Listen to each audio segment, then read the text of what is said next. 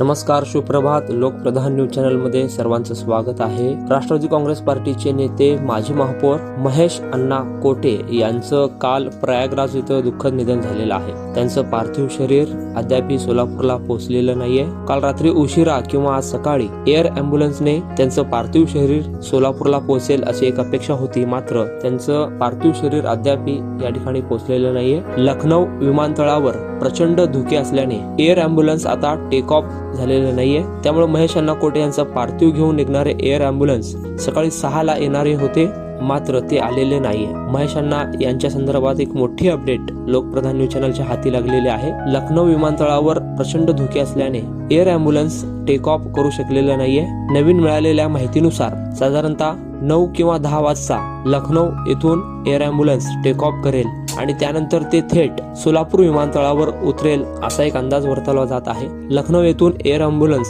सोलापूरच्या विमानतळावर येईल आणि साधारणतः 11 किंवा 12च्या दरम्यान सोलापूर विमानतळावरून महेश अण्णा कोटे यांचं पार्थिव शरीर जुना विडी घरकुल येथील संभाजीराव शिंदे शाळेच्या प्रांगणात दर्शनासाठी ठेवण्यात येणार आहे आणि त्या ठिकाणी जवळपास 2 तास अंत्यदर्शनाची सोय असेल आणि त्यानंतर त्यांचं पार्थिव शरीर पुन्हा त्यांचे राहते घर मुरारजीपेठ राधाश्री बंगला या ठिकाणी नेण्यात येणार असल्याची माहिती अपडेट लोकप्रधान न्यूज चॅनलला मिळालेली आहे. साधारणतः जर लखनौ विमानतळावरून विमानाने टेक ऑफ घेतला तर 11-11:30 पर्यंत सोलापूर विमानतळावर विमान पोहोचेल. त्यानंतर 2 तास संभाजीराव शिंदे शाळेच्या मैदानात पार्थिव अंत्यदर्शनासाठी ठेवण्यात येईल. त्यामध्ये जवळपास 1 ते 1:30 वाजेल. त्यानंतर तो पार्थिव शरीर पुन्हा मुरारजी पेठेत ठेवला जाईल. अशा पद्धतीने जवळपास 2-3 वाजेपर्यंत अंत्यदर्शनाची सोय होईल. त्यानंतर छत्रपती संभाजी महाराज चौक अर्थात जुना पुणा नाका येथील स्मशानभूमीत महेश अण्णा कोटे यांच्यावर अंत्यसंस्कार होणार आहेत. दरम्यान महेश अण्णा कोटे यांच्या अंत्यसंस्कारासाठी